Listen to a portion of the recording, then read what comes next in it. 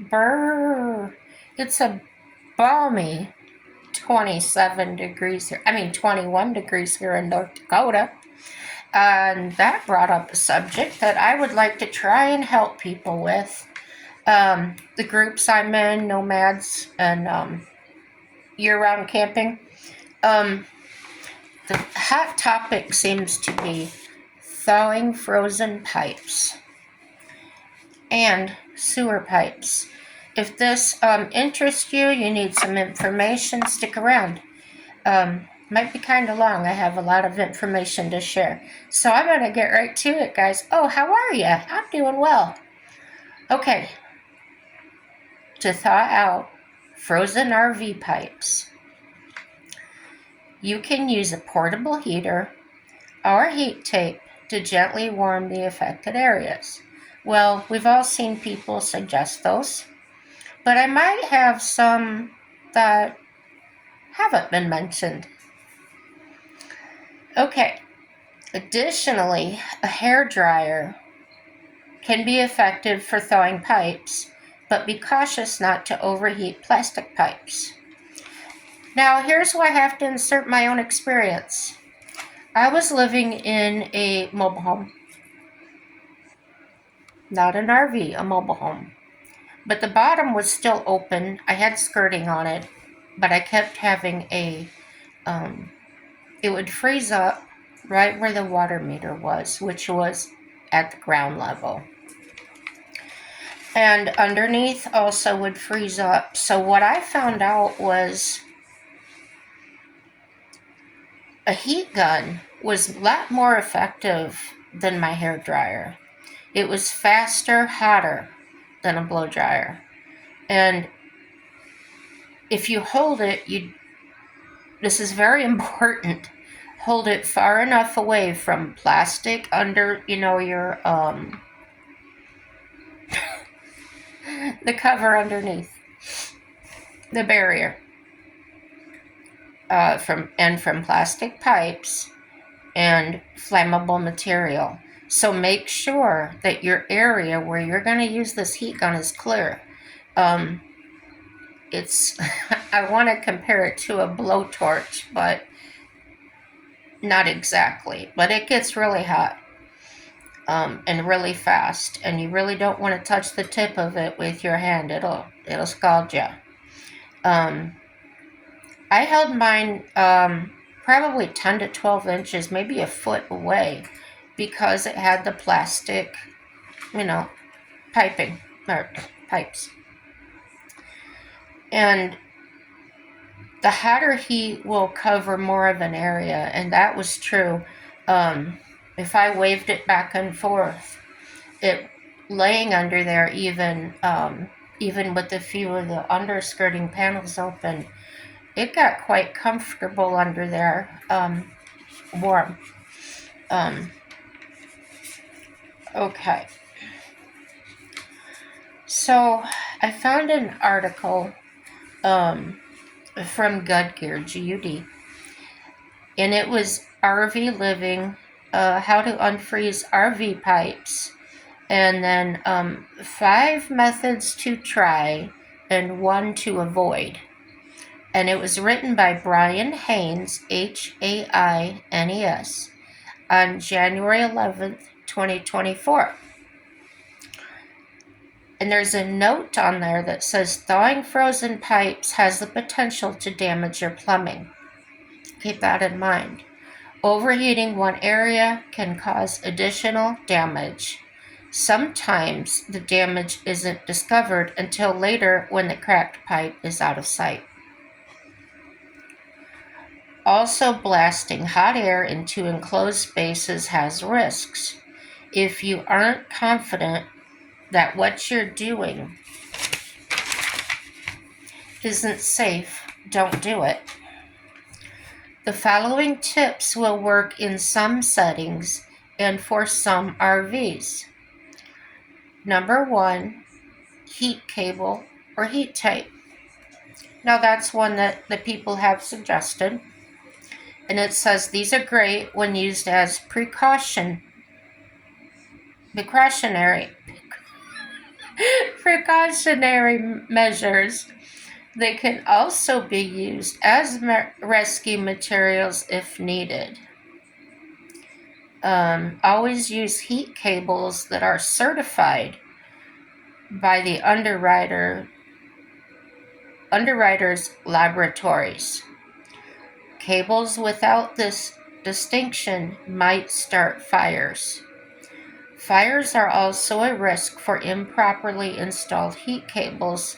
Read instructions. Number 2, a space heater. And that's another one that's been suggested a lot. Some people are wary of using a space heater because it can be a source of an electrical or heat-induced fire.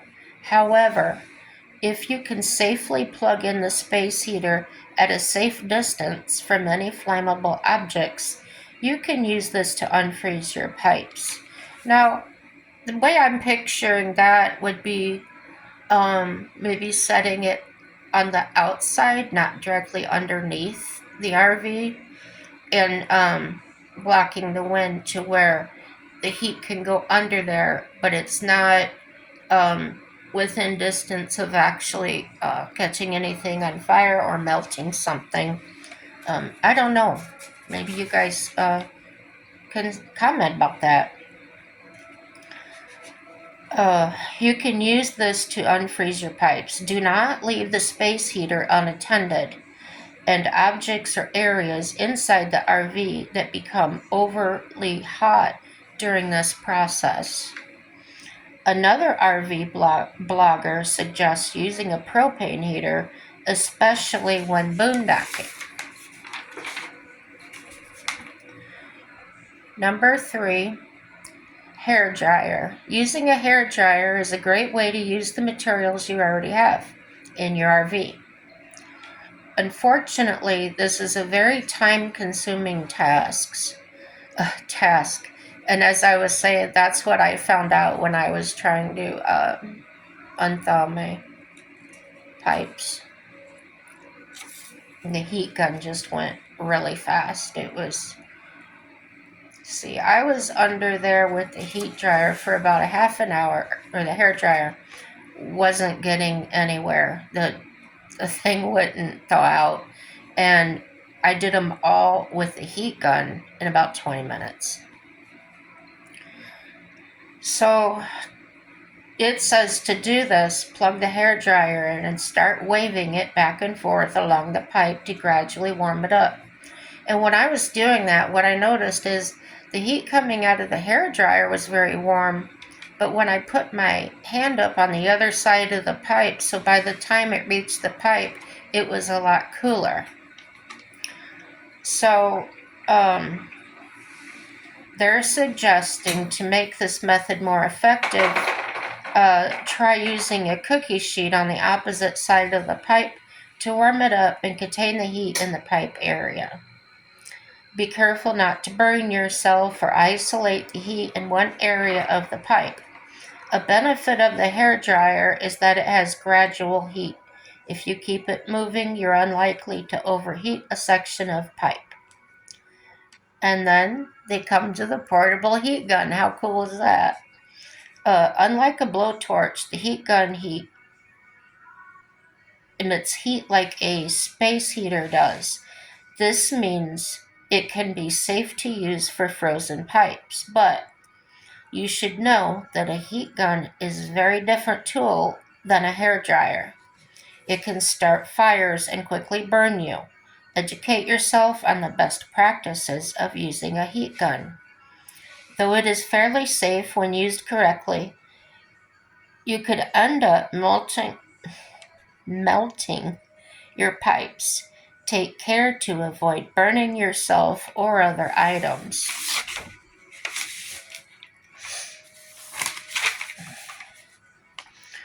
Okay, yeah, don't burn other items. You gotta really watch where you're aiming that gun.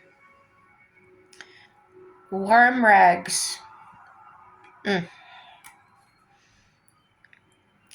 As a safe method for unfreezing pipes is using warm rags in hot water. Here is the method according to Roto-Rooter. Number 1, fill a bucket of hot water and collect a few rags. Number 2, dip your rag into warm water, then wring excess water from it. 3, wrap it around the pipe. 4, you will need to do this many times, so this method is very time consuming. It also might not be as effective for external ice on your pipes, since the rag may freeze. However, it is a great way to thaw pipes without fire damage or without damaging the pipes. It's best to be proactive and avoid frozen pipes in the first place. Duh. In my experience, so this is me talking, in my experience with water tanks for the horses, like if the tank heater went out, when I poured hot water in them, depending on the temperature, the hot water melted ice on top, but froze faster than lukewarm water. So hot water freezes faster.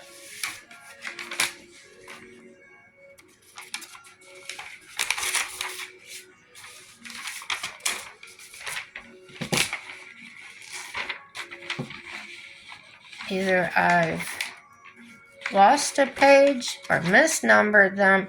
You know, I'm always doing something on my video.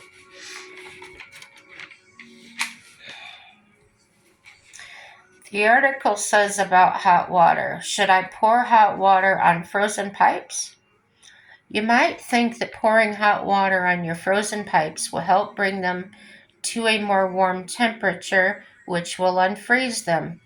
In capital big letters with an exclamation point in this article, he says, do not do this. While it might unfreeze your pipes, it will cause additional damage to the pipes. Wow. And it says, here's how to winterize your camper to live in and a large set of winter camping tips. The first one says wrapping up. Though frozen pipes in your RV are a massive inconvenience, they are not necessarily a problem that spells disaster. Try using one of the 5 methods presented here the next time you find frozen pipes. Okay. Now, a new article I found was called The Plumero, October 27th, 2023, and it was written by Terry Alexander. And I got the impression that these are professionals, and some of this is worded towards calling a professional. So just take it for what it's worth. And why this is about sewer lines. Yeah, sewer lines, and this is why I thought this might be important to throw in there. Why you may want to thaw frozen RV sewer lines. 1, to avoid damage. 2, to conserve water. When frozen, they can't drain properly, leading to standing water in the lines and an increase in your monthly water bill. Now, the water bill, I guess, would be if you're hooked up to city water somewhere, maybe a campground. I know the campground I worked in, we didn't charge for water, but we charged for electricity. Number 3, to get your sewer system working again. Frozen pipes can lead to clogs, which in turn can block the flow of water and waste from your RV's bathroom and kitchen fixtures. So, how to thaw sewer line in 5 easy steps. Well, some of these are no-brainers, but some may not know. Step 1, identify where the blockage is. Start by checking your RV's water lines for signs of ice buildup. Now, these are the sewer lines, okay? If you find any, it's likely the blockage is located between the water supply and the fixtures in your RV. Step 2. Find an electric heating pad that's designed to thaw frozen pipes. Now, the ones I've seen, they're square to rectangle shape. They look different than a regular heating pad that you would use for your body. They're thinner, and the temperature on them is runs in different voltages. And they're like I want to say plastic or vinyl coated. So I'm sure if you look online maybe or go to your um, RV supply store, they can help you out. That's what I'm assuming. So they say to make sure the pad is rated for use with RV sewer lines and properly insulated so it won't cause a fire hazard in your RV. Step 3, position the heating pad. And the ones I've seen, they simply just wrap around the pipe and attach. Make sure the pad is securely attached to the pipe and that it's in direct contact with the ice. Step number 4, turn on the heating pad. That's important. We work and put it on, but then we forget to turn it on, right? That wouldn't be any good. Anyway, it says to let it run for several minutes until you can feel the heat coming from the pad. Now, they say don't leave it unattended, so may as well grab a chair and sit there by it, because first you got to wait for it to get warm, and then you got to sit there with it, or you got to kind of babysit it. Number 5, check the pipe periodically for signs of ice melting and thawing. When you notice the ice is beginning to melt, turn off the heating pad and leave it in place until all the ice has melted. Now, once the ice has melted, the sewer line should be working. Increase temp in your RV, okay? And you want to pour hot water in your sewer pipe, like probably down your toilet or whatever, in your drains. Whatever, not your drains, that would go somewhere else. Never mind. The article says to do that, you'll need a hose. Now, this is where I think the professional want to sell you something comes in. I don't know. I've never heard of this, but haven't been doing it long enough, and I've never done it in the wintertime. So the article says to do that, you'll need a hose with an attachment that connects to your sewage outlet pipe. Number 3, use heat lamps, and I know some of you have heard that before. Number 4, use an electric heater. We've heard that before. Regularly check your RV's exterior for potential blockage or clogs in the sewer lines. This can be done by inspecting the exterior for any signs of debris that may have built up in the pipe or around it. I'm hoping we're all doing that anyway, even when it's warm weather, because sometimes the thing can pop out of the drain or come loose from the RV, or crack if it's older. Insulate your sewer line with RV insulation specifically designed for this purpose. Wrap around the sewer line to keep it from freezing.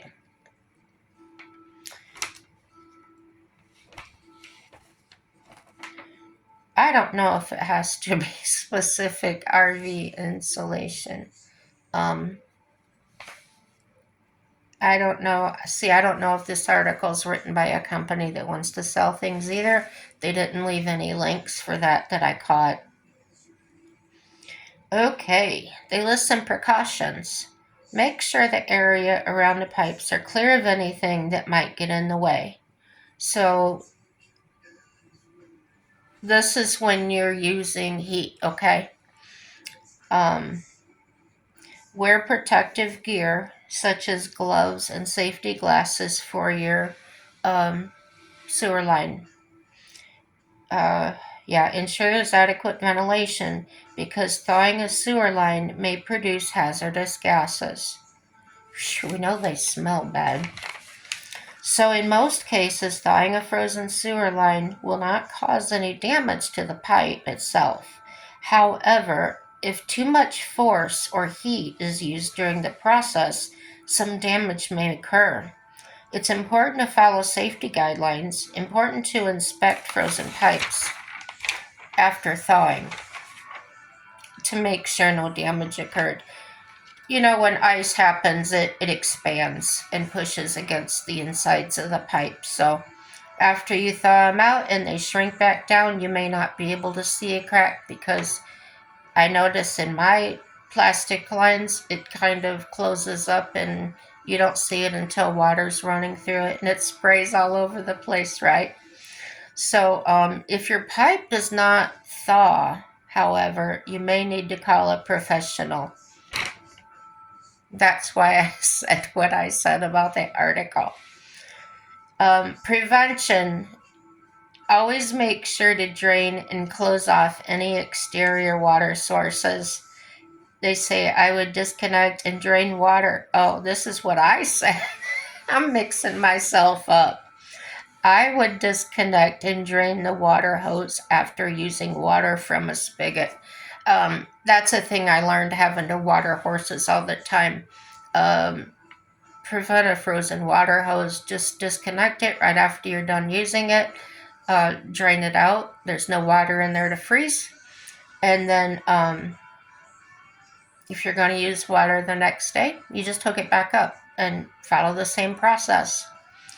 And assure your RV pipes are insulated before winter sets in. Make sure they are protected from direct cold air currents. So in my imagination, my demagination, which means my demented imagination. Okay. You're like, shut up, just give me the info, woman. Here I go.